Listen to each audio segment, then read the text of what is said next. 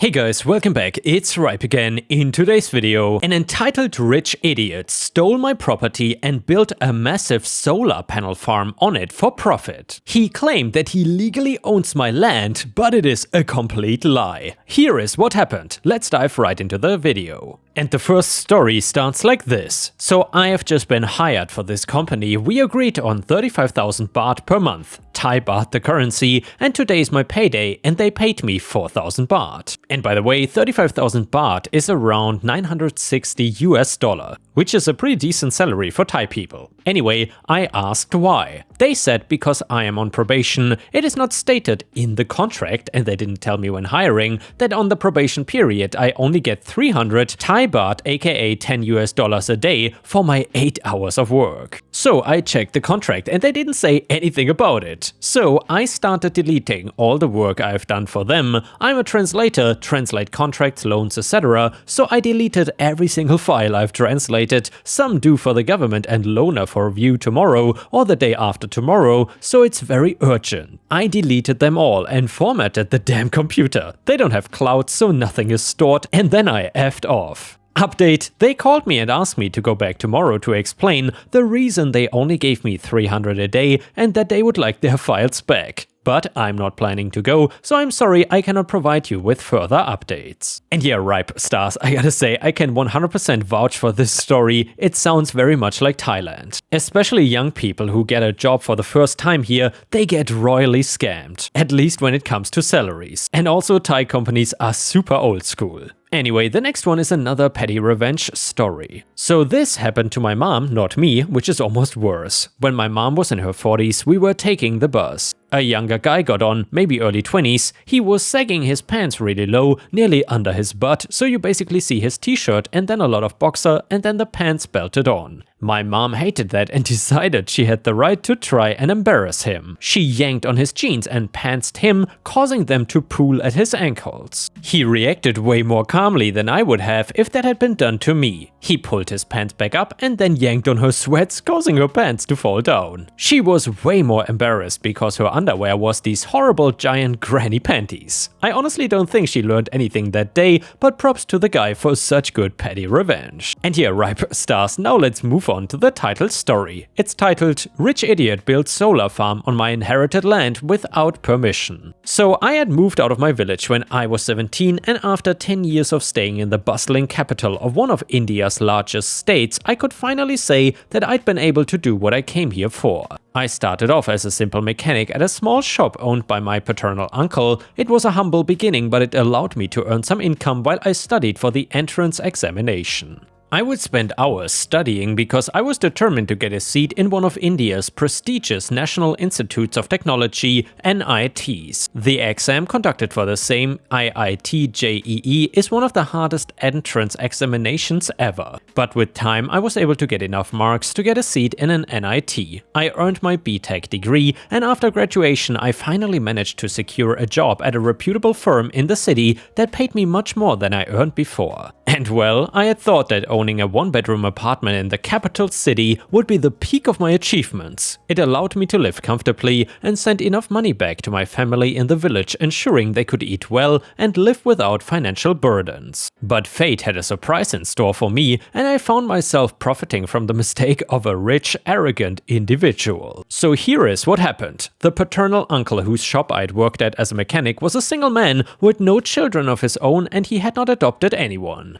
Over the years, as I worked at his shop, he had grown fond of me. In many ways, he saw me as his own child. When he passed away, I was shocked to learn that he had signed off everything he had to me, which included his shop, his small house, and a piece of land. The first two things, the shop and the small house, were familiar to me as I'd spent years working there and occasionally staying at my uncle's place. However, the piece of land I had inherited was a mystery to me. I had never laid eyes on it and it piqued my curiosity. When I asked my father about the land, he explained that my paternal uncle had inherited it from their father, but he had never used it. My uncle's dream had always been to move to the city, and that remote corner of our village did not align with his aspirations. Hence, the land had remained remained untouched for years. Curiosity got the best of me and I decided to investigate. I learned that in the same area, a large solar panel farm had been set up by a prominent corporation. This discovery led me to believe that the value of the land had likely surged over the years. The demand for land for such projects was high, and I was optimistic that I could fetch a good price for it. And with that money, not only could I bring my parents to the city and provide them with a better life, but I could also ensure that they were properly cared for. When I finally managed to secure a few days off from my work, I made the decision to visit the land I had inherited. I did not want to go alone because I was uncertain about the way, so I asked my father and maternal uncle to accompany me. The journey took longer than expected. We struggled to locate the land. It took several conversations with locals to finally pinpoint its whereabouts. When we reached it, I realized why we couldn't find that land earlier. Because that piece of land was no longer empty or barren. It was also not near the solar panel farm. No, that land had become the solar panel farm. The shock of discovering our land in this state left all of us confused. We stood there unsure of what to do next. My father then decided to approach the security guard for some answers. As he began explaining our situation, the security guard's attitude turned hostile. He rudely dismissed my father and even went so far as to physically push him away. If it wasn't for my maternal uncle, I would have gotten into a fight right then and there. We left the solar panel farm, my father clearly upset by the guard's behavior. My maternal uncle assured us that he would reach out to a friend who was a legal advocate. He hoped to uncover the truth behind the situation. In the meantime though, he advised me to focus on my work and keep all the documents regarding the land safe. A month passed by, and my uncle had been working to gather information about the land situation. When he finally had all the details, he called for me to share it all. It turned out that the land had been unlawfully seized by a wealthy man from our village. This man and his family had a notorious history of encroaching upon lands owned by those who could not defend their rights. They would then construct buildings on the property using falsified documents and claim it was theirs. My uncle did not seem confident in our ability to reclaim the land given the wealth and power of the individual in question. And well, this man was not only rich but also ruthless and dangerous. He had a history of silencing anyone who dared to oppose him or expose his fraud. Despite all that, my maternal uncle decided to consult his advocate friend, seeking legal help to reclaim our land. I also reached out to a friend from my NIT days who had become an IAS officer. He had some connections with the political parties and promised me that he helps me in every step of the way. My IAS friend advised me to file a case against the owner of the solar panel farm, assuring me that he would use his influence to help the process. To be fair, the justice system of India is not the best. I was sure it would take us decades to get the land back, but my friend managed to fasten the process and we got a court hearing in a few weeks and police investigation started right after. It was not easy to fight this case, and while there's so much I can write here, I will just tell you that after every hearing I was scared of getting beaten to death or something. The only saving grace was my friend and the father of another friend who was a police officer. They arranged for my relocation to a safer area, far away from the reach of potential threats. They also assured me that my family back in the village would be looked after and protected. Their support was a source of immense comfort and strength during these trying times. As the case unfolded, I came to realize that these illegal land grabs and fraudulent solar panel farms were something that have been popping up a lot in the recent years. The case that would once be a mere small one now had a domino effect larger than I had anticipated. The legal battle spanned a year and a half. The cunning landowner presented forged documents, accused me of lying, and even went as far as to accuse me of being involved in my uncle's death to secure the land. The constant back and forth took a heavy toll on my mental and emotional well-being. Throughout this difficult journey, the support of my IAS friend and the encouragement of my family were things that kept me going. They encouraged me to see this case to completion, no matter what the outcome might be. Finally though, after what felt like an eternity was a relatively short time in the Indian legal system, the verdict was delivered. The rich fraudster was ordered to pay restitution for the profits his company had earned over the years by exploiting my land. The amount was a staggering 4 crores, which is approximately $500,000. He was also held accountable for his crimes and got jailed, and all his illegal farms were forcibly shut down. And yeah, Ripe stars, if you enjoy seeing rich, entitled fraudsters getting what they deserve, then please don't forget to like the video and maybe even post a comment, because that would be very much appreciated. Either way, the next one is another revenge story. So if you think about it cynically, one of the functions of the police is to provide a sort of society-wide revenge service. Unfortunately for this subreddit, it's usually kinda boring. When cops do take exceptional revenge, it's usually unfortunate and icky, like a dirty beating in the no-camera areas of the cop shop, or giving someone the silent patrolman treatment during transport. Fortunately, most cop revenge is not dramatic, it's procedural. You misbehave, we do the paperwork, and eventually some consequences happen, or not. Sometimes, however, you get a chance to take a bit of vengeance, that is, I hope, the very definition of professional. For a time, I was a small-town Canadian cop. Several years before I came to work in the town, there was an event which entered town legend and made national news, the funny little throwaway story they go to just before the end of the broadcast. Basically, some kids committed an act of spectacular and iconic vandalism and cost the town quite a bit of money. They were all caught, tried and sentenced to probation terms with restitution. I would love to provide details, but anything more would be immediately identifying. All but one of the kids paid off quickly, served their probation without major incident and moved on with their lives. To be clear, these were juvenile sentences and would in the ordinary course of things be purged from their records about 2 years after completion of probation. Unfortunately for one of them, whom we will refer to as Leckwith hereafter,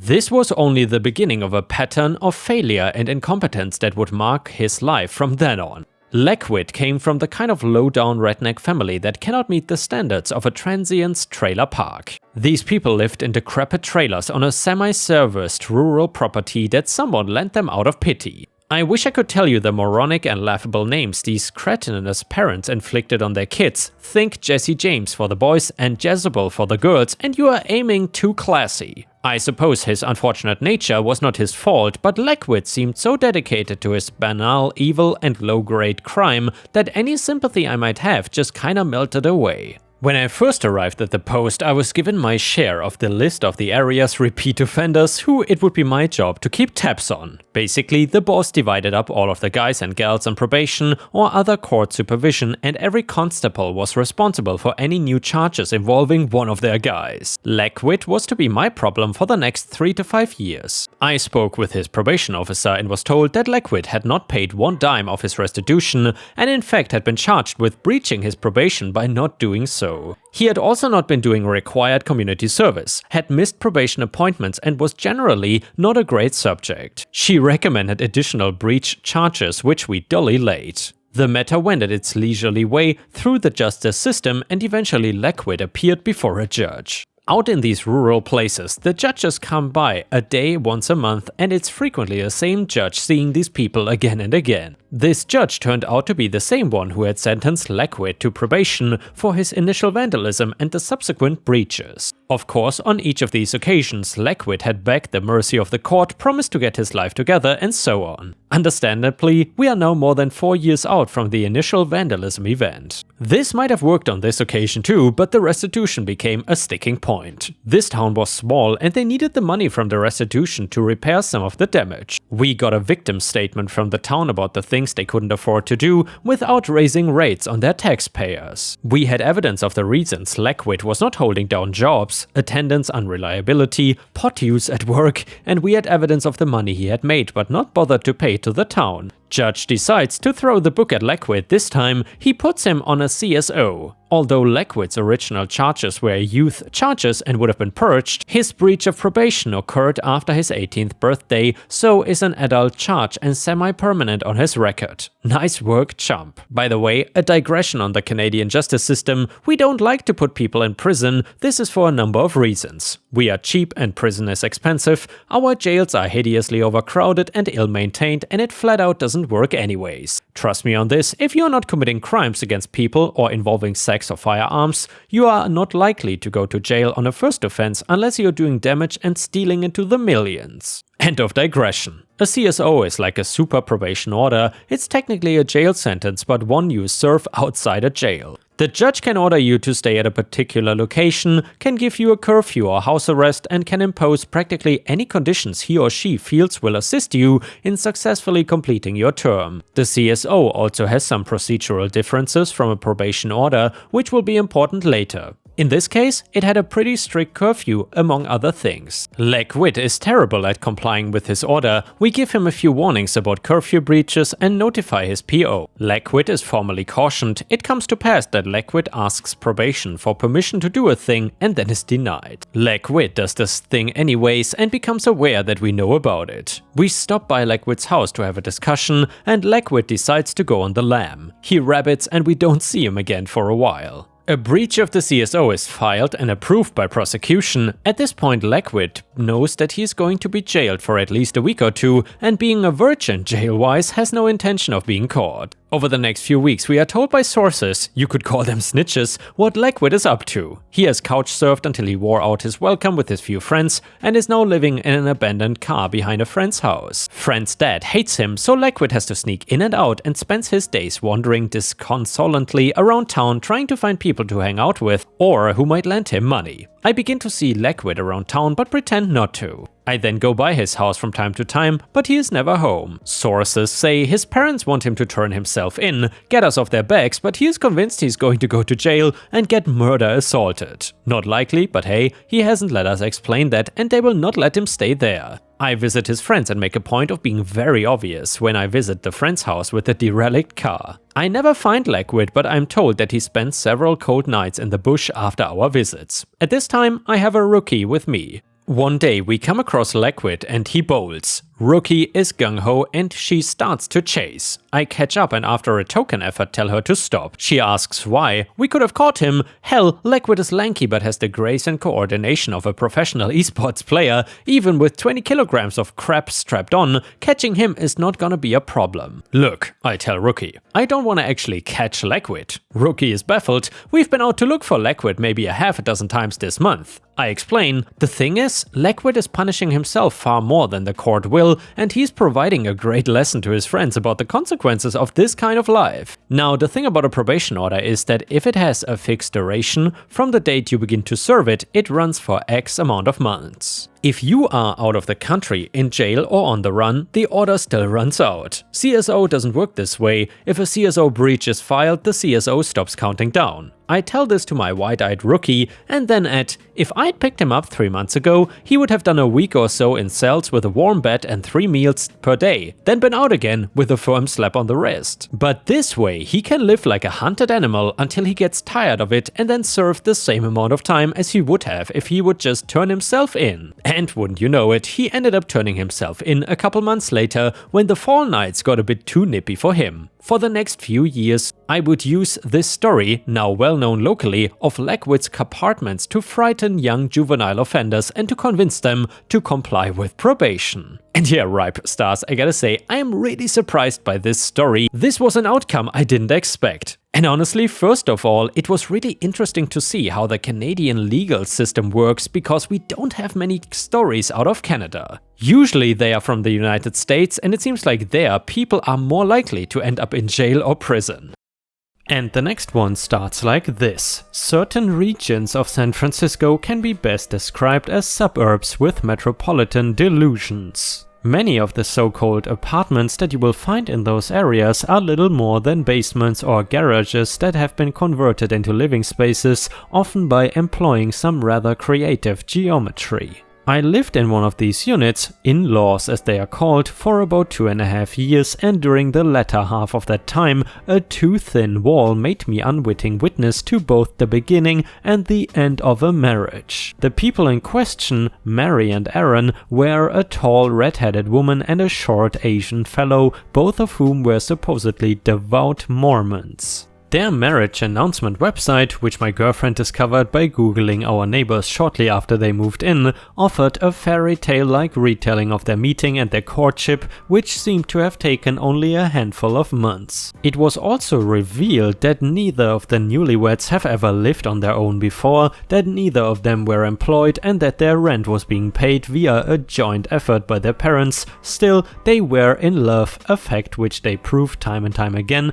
with their obnoxiously extremely loud intercourse. This is not the disturbing part, but I feel a certain compulsion to explain the sound of this aforementioned lovemaking. It would always begin with a long, slow moan being offered by the young woman and then grow in volume as her husband found his voice. Before long, his grunting noises would be the only ones audible, and anyone who happened to overhear would find themselves wondering if he was enjoying himself, crying, or trying not to throw up. Each session would end with Mary asking a muffled question, Aaron responding with harsh laughter, and then the telltale whine of their shower turning on.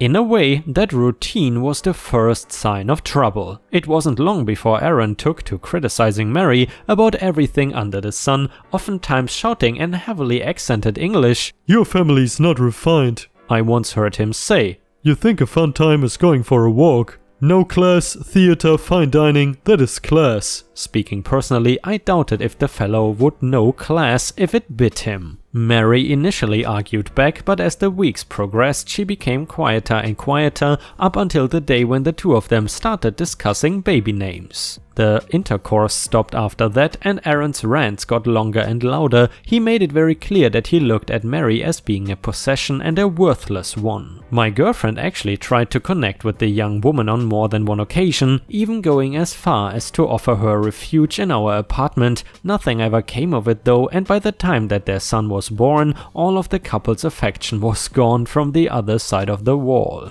Aaron would squawk about Mary's appearance, about their screaming infant, about being pressured into finding a job, or about anything else that entered his mind. The noise got to be so bad that other people in the neighborhood actually complained to our landlord. And Aaron blamed his wife, of course. Things went well and truly to hell shortly after that. The sounds of slaps and blows landing would prompt my girlfriend and me to call the police, and Mary's barely stifled sobs became something of a soundtrack for our entryway. Aaron would explode, attack, and then apologize, always with some excuse or another that made his wife out to be the real villain. Mormon literature about being a dutiful spouse got mistakenly delivered to my mailbox on a few occasions during this time, and I often contemplated switching it out with pamphlets from the local women's shelter. To be honest, the only thing that stopped me was the fear that it would result in another beating for Mary. Throughout it all, the ever-worsening story was audible to me from only a few feet away. I don't know how the relationship finally ended because I moved to Louisiana before it reached its conclusion. My girlfriend has a pretty good idea of what happened though. Upon returning home from work one evening, she was greeted by the sight of several police cars on our street. Mary was speaking to two officers, her son held in her arms with a look of defiant strength on her face. Her abuser was nowhere in sight. Again, I wasn't there to see this, but I fully believed the description, just as I have chosen to believe that Aaron never went back to that apartment. Good riddance, if you ask me.